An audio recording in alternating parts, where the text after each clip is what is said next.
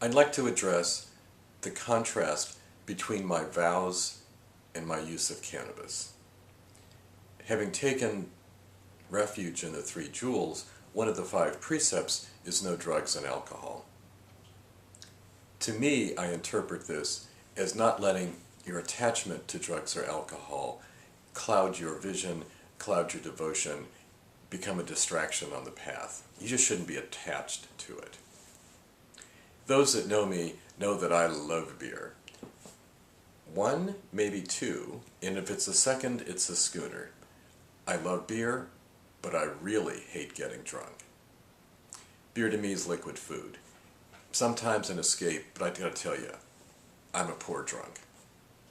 The same with cannabis. I grew up in the 60s and part of the counterculture where the use of marijuana and other drugs was widespread, accepted, and didn't have the shame, guilt, and association in mainstream culture. I had a pretty Rasta-influenced youth, and so ganja occupied a central place in my life, especially having moved to Ann Arbor early in my youth. So, like everyone else, I'm adrift in the sea of samsara.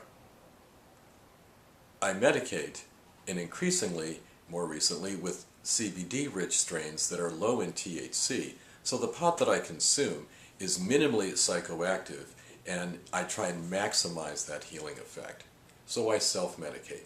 Is this in contrast with my vows? Let's talk about intention.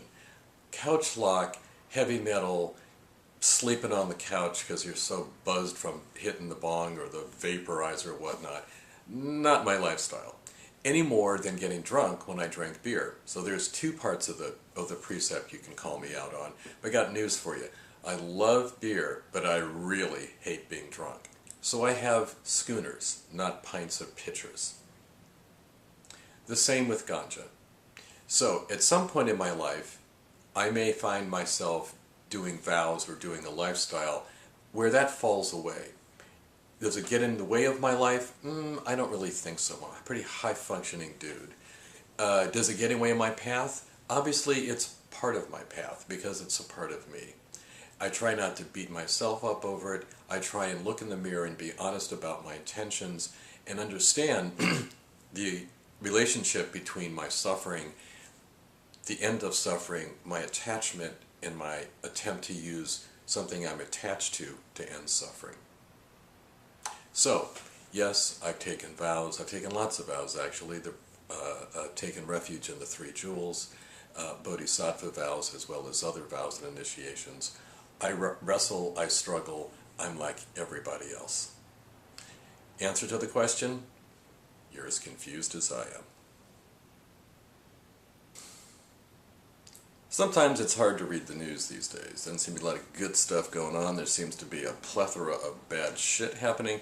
We must take solace in what we can do as individuals, directly responsible for the actions in front of us. Will this ripple up? We can only hope. But you know, the only reason that Egypt and Turkey and Brazil and other places are on the headlines is that there are thousands of individuals out in the street acting collectively. Individuals collectively. Catch my drift? Yeah, I turned 60 this year, and believe it or not, I have a right to change. I am. Pretty fast. But not really. Because just like an earthquake, the tensions and the forces have been building up for a while, and pop, you sort of see the end result, unaware of the below the surface wrinkles and crinkles going on. So, empty nest, selling the house, sold the company, entrepreneurial activities, and acting on the vows.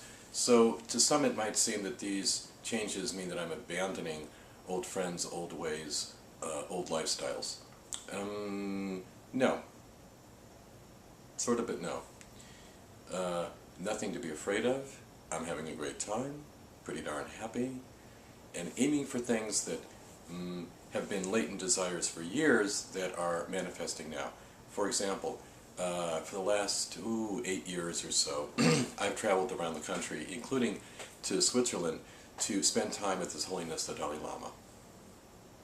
So when he is here in October, especially in New York, I will travel there to take part in the more religious activities that he does as opposed to the public talks.